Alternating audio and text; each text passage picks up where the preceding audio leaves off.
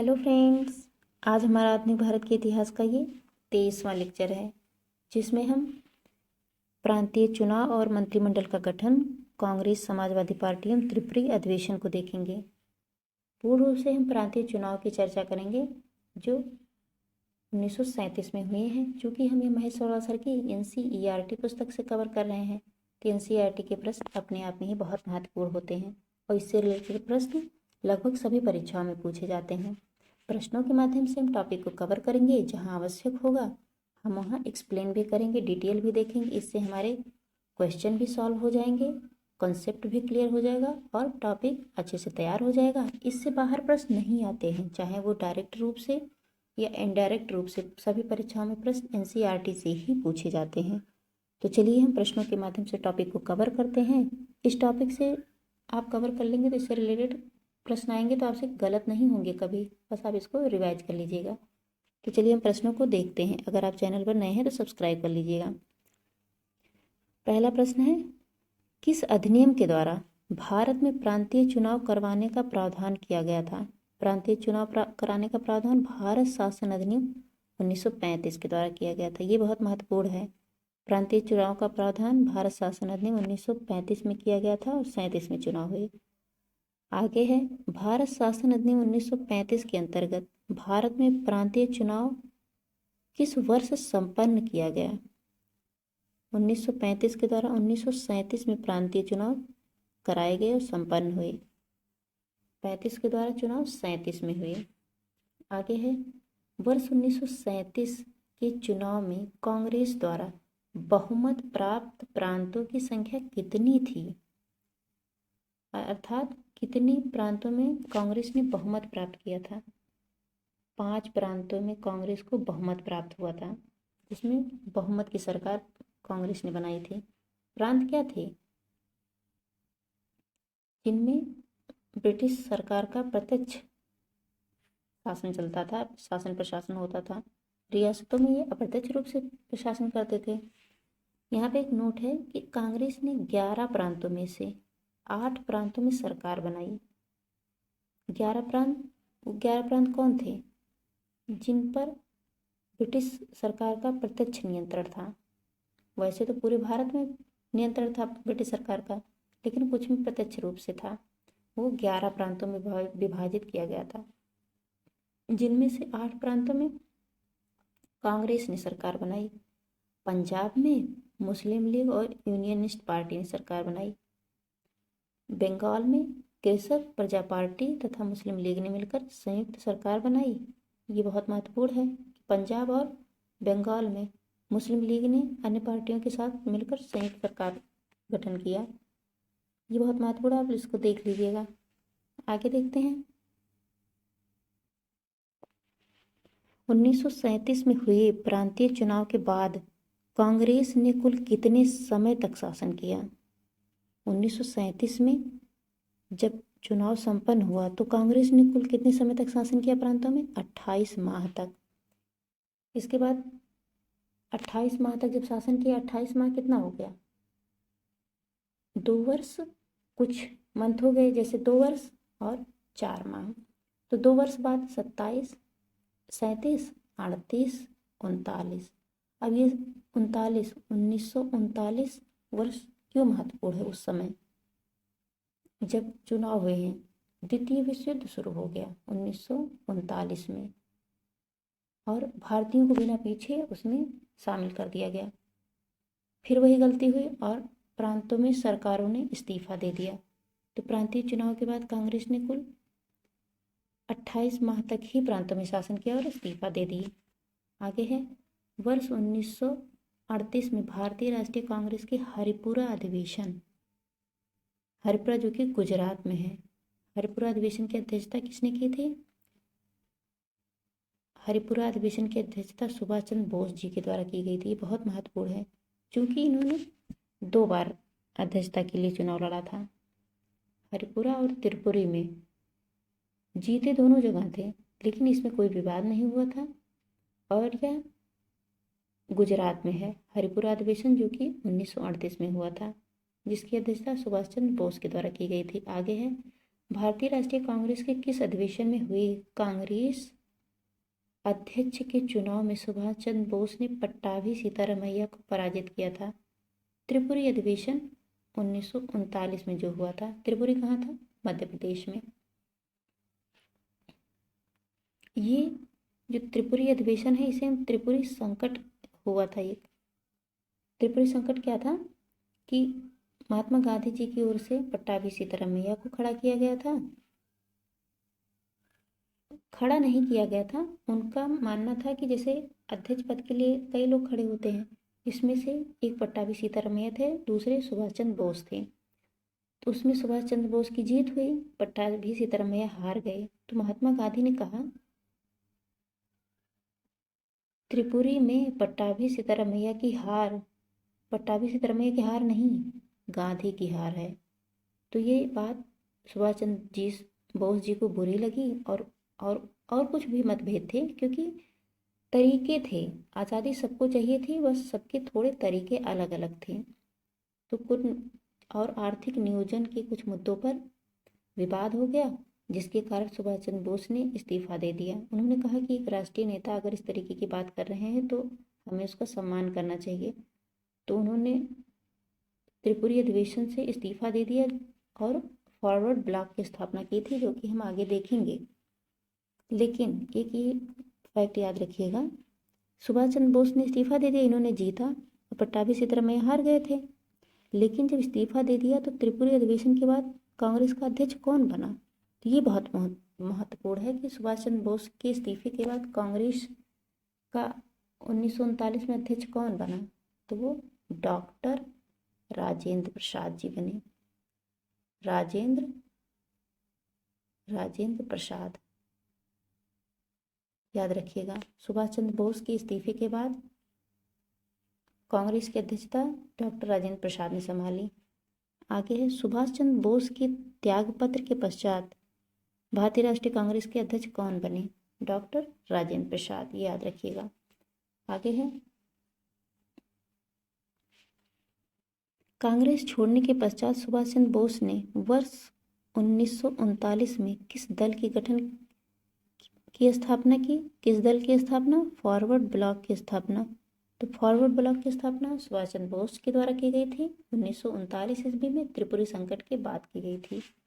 यहाँ पे एक नोट है कि लॉर्ड लिनलिथगो ने द्वितीय विश्व युद्ध में कांग्रेस का सहयोग प्राप्त करने के लिए उसके समक्ष एक प्रस्ताव रखा, जिसे अगस्त प्रस्ताव नाम दिया गया। अगस्त प्रस्ताव कब आया था? 8 मार्च 1940 को।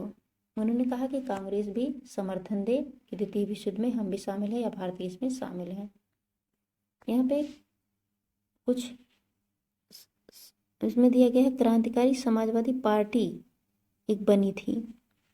क्योंकि हम यह प्रश्नों के माध्यम से कवर कर रहे हैं, तो जो फैक्ट्स हैं उनको हम कवर करेंगे, उसके माध्यम से उसको डिटेल में देखेंगे। तो एक क्रांतिकारी समाजवादी पार्टी गठित हुई थी द्वितीय विश्व युद्ध के बाद। तो उसके संस्थापक योगेश चंद्र चटर्जी थे।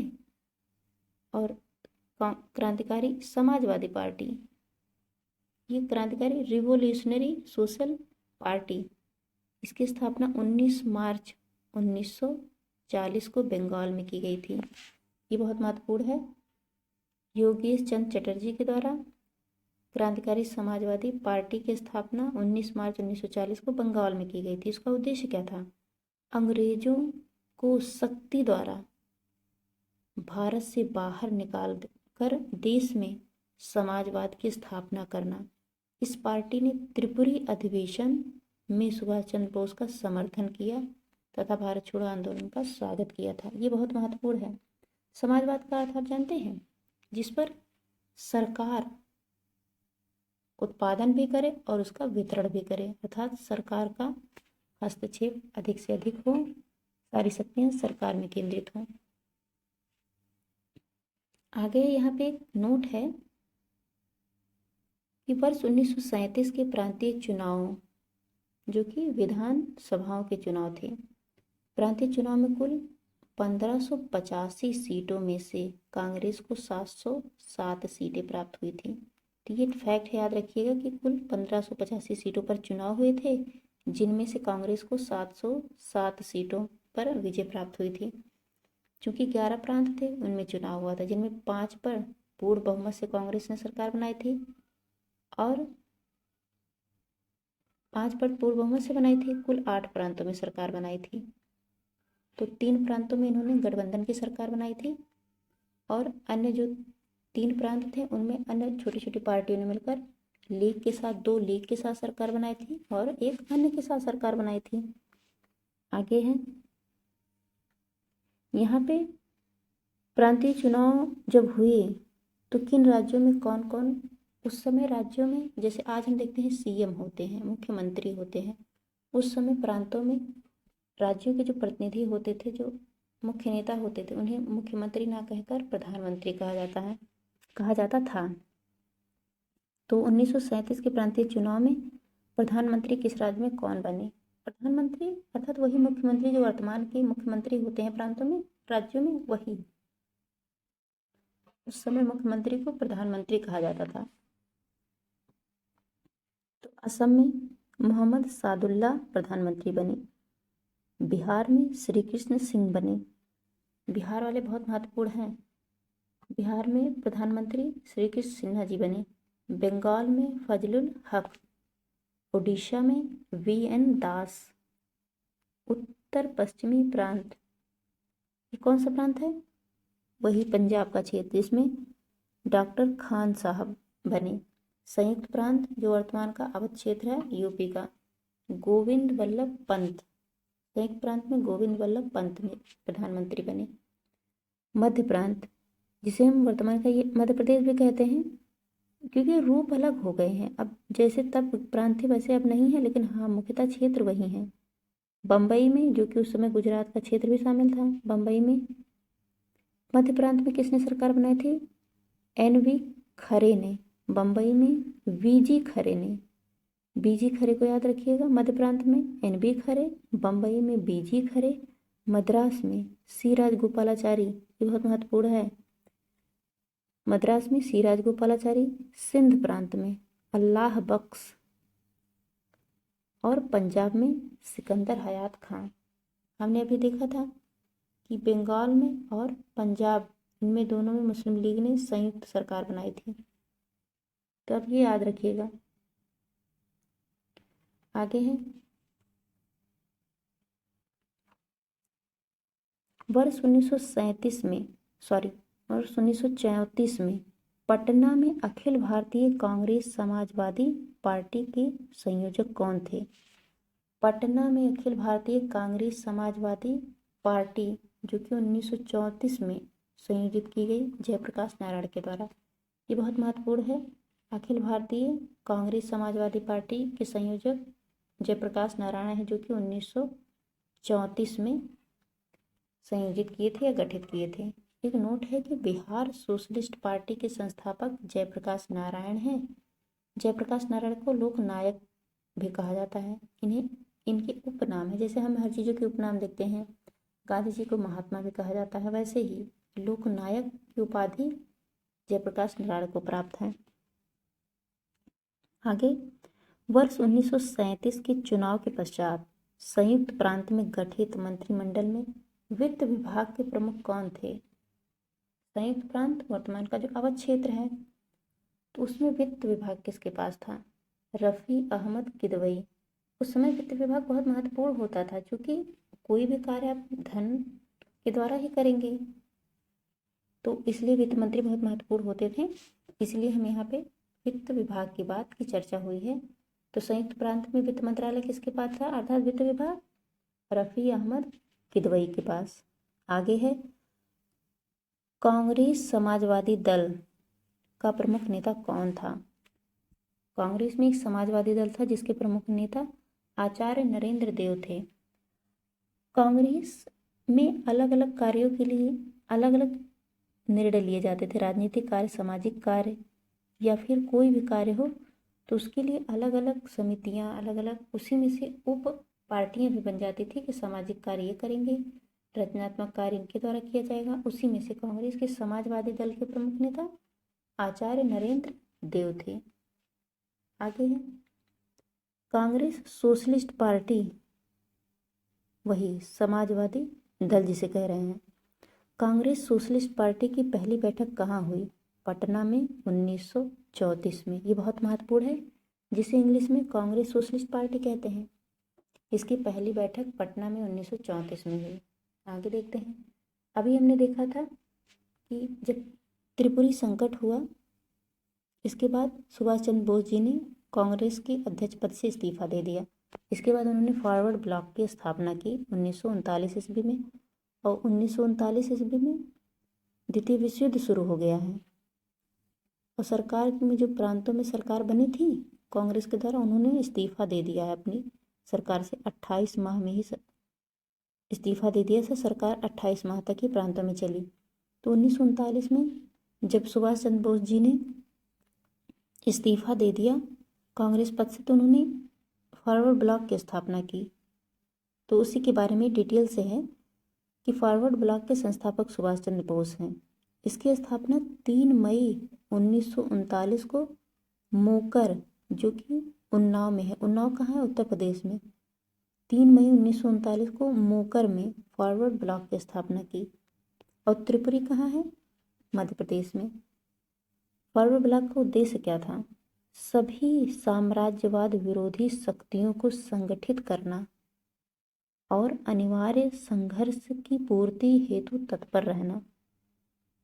इसका अर्थ यह हुआ कि द्वितीय विश्व युद्ध जब शुरू हुए तो कुछ जो नेता थे, जो राष्ट्रीय नेता थे, जो देशभक्त थे, उन्होंने मानना था कि इसको हम अवसर के रूप में लें, क्योंकि अंग्रेज या जो औपनिवेशिक सत्ता है वो बिजी है द्वितीय विश्व युद्ध में, तो हमें भी इस अवसर का लाभ उठाना चाहिए, इसे परेशान करके अपनी आज़ादी की बात करनी चाहिए। तो उन्होंने, कुछ व्यक्तियों ने इस तरीके से बात की। उन्होंने कहा जिनके मन में साम्राज्य विरोधी कोई भी भावना है उनको संगठित करना फॉरवर्ड ब्लॉक का उद्देश्य था, जिसके द्वारा इंडियन नेशनल आर्मी का गठन किया गया था आगे चलकर।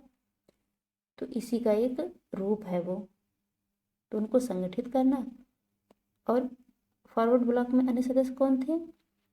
अन्य सदस्य भी महत्वपूर्ण हैं, क्योंकि आंदोलन में भाग लिए थे फॉरवर्ड ब्लॉक के तहत। देवव्रत विश्वास महासचिव थे फॉरवर्ड ब्लॉक के, ये बहुत महत्वपूर्ण है। अध्यक्ष सुभाष चंद्र बोस थे, महासचिव देवव्रत विश्वास थे, और फॉरवर्ड ब्लॉक से संबंधित विशंभर दयाल त्रिपाठी जो राष्ट्रीय महामंत्री थे, तथा स्वामी सहजानंद, ये कृषि से रिलेटेड बहुत महत्वपूर्ण नेता थे, कृषक नेता थे स्वामी सहजानंद। इनका महत्वपूर्ण योगदान रहा है राष्ट्रीय आंदोलन में, और यह बिहार से ज़्यादा रिलेटेड थे, जो कि एक राष्ट्रीय नेता थे। आगे देखते हैं। तो हम इतना देख लेते हैं कि फॉरवर्ड ब्लॉक की स्थापना सुभाष चंद्र बोस के द्वारा 1939 में मोकर में की गई। इसका उद्देश्य था जो भी ब्रिटिश सत्ता से विरोध करता है उनको संगठित करना और उनको युद्ध के लिए तत्पर करना, कि जब भी आवश्यक पड़े तो आप एक इकट्ठे रहो, कि इन्हें बुलाने की तब आवश्यकता पड़े, आप टूट पड़ो अंग्रेजों पर। उसमें ही महामंत्री